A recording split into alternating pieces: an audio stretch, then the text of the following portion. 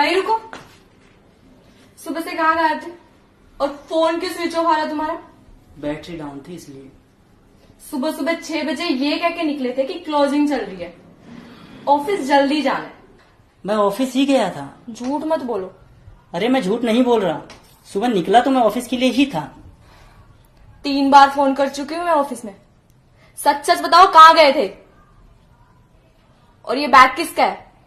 तुम्हारा कोई रिश्तेदार तो नहीं आ रहा है ना? अरे बोलने दोगी तब बताऊंगा ना। हाँ बोलो, सुन रही हूं मैं।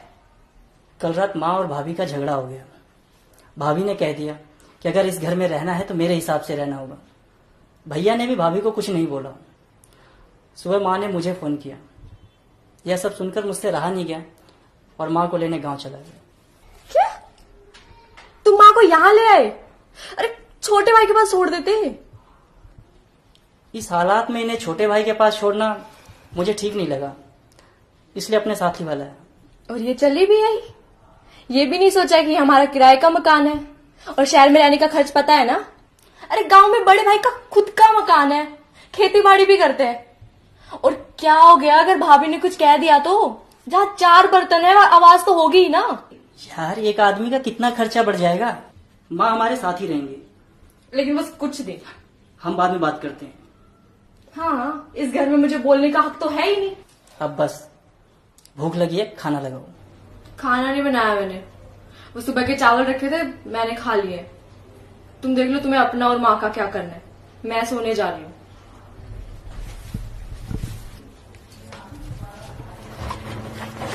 आइए।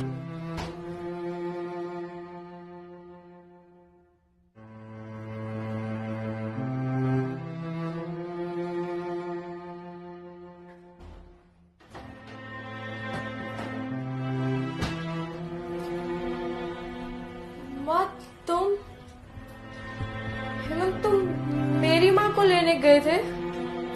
हाँ तो तुम्हें क्या लगा? बेटा इसको लगा के तू अपनी माँ को ले आया है। तू चिंता मत कर बेटी, मैं तेरे यहाँ ज्यादा दिन नहीं रहूंगी। माँ तुम ऐसा क्यों कह रही हो? ये तुम्हारा ही घर है। मैं तो बस कहना चाह रही थी।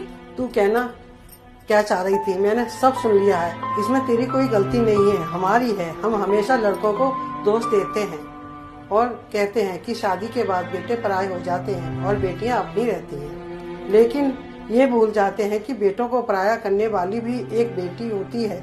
ये जीवन चक्र है बेटा। अगर हमारी बेटी किसी के बेटे को पराया करेगी तो किसी की बेटी भी हमारे बेटे को पराया करेगी।